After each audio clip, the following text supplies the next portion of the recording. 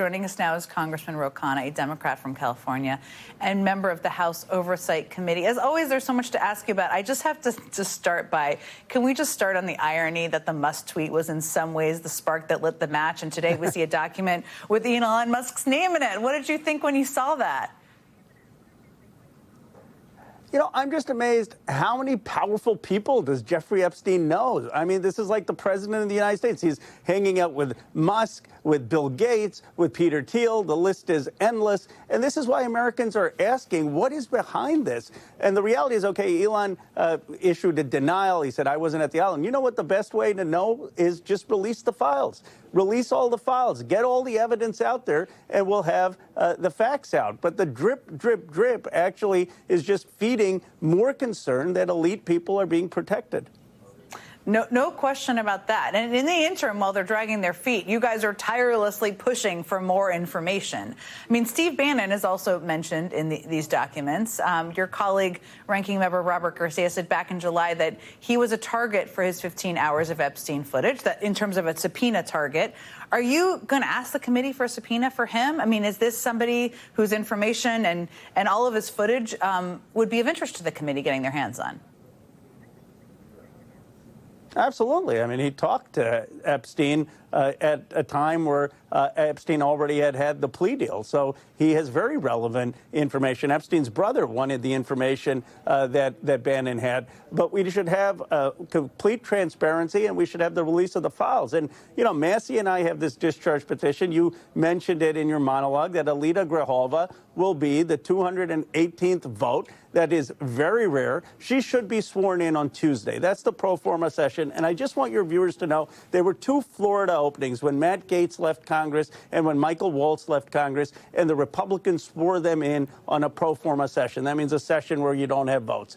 They would be breaking precedent by not doing that on Tuesday. The only reason that they don't want us to have votes and that they aren't swearing her in is because of this Epstein files. Can you believe that? The government is about to shut down, and they are so concerned about protecting these rich, powerful men and not having a vote on Epstein that they're not willing to swear in someone who won 69-29 in her election, and they're not willing to have us take votes this week. I mean, I can believe it because we've seen what they've done over the last many, many months. But yes, I'm glad you called it out so people understand exactly what's happening here. Between Grijalva's swearing in and the potential for a shutdown, there's a lot of time, and I know you're tracking this and you've talked about it, for Republicans to kind of try to pull back those four who have said they'd be for signing the discharge petition. Are you concerned about that? How solid do you think they are?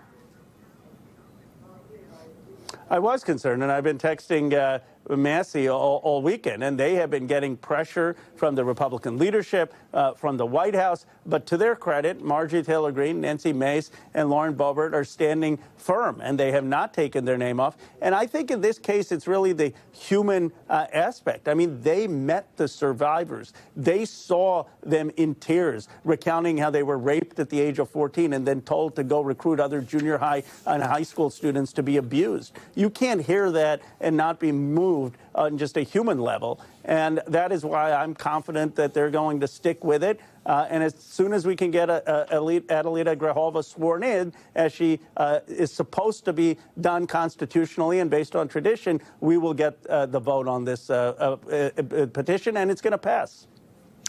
Next week, just a couple of days from now, September 30th, the government is on track to shut down. There are a range of reasons for this, including Republicans won't fund health care subsidies, which I think is a really important part of this, that millions of people rely on. What's going to happen? What do you make of it? What should people understand about it?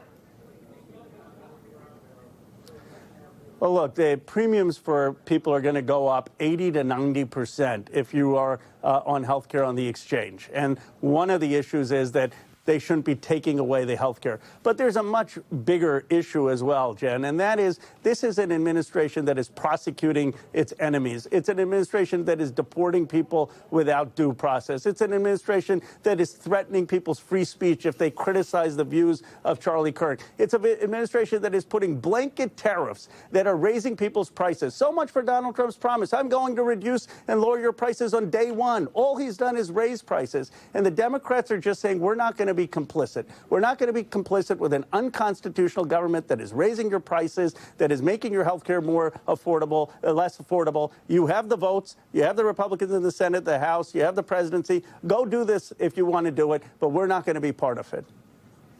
Well, it's going to be a big story next week. We'll all be watching closely. Congressman Khanna, thank you so much for joining me.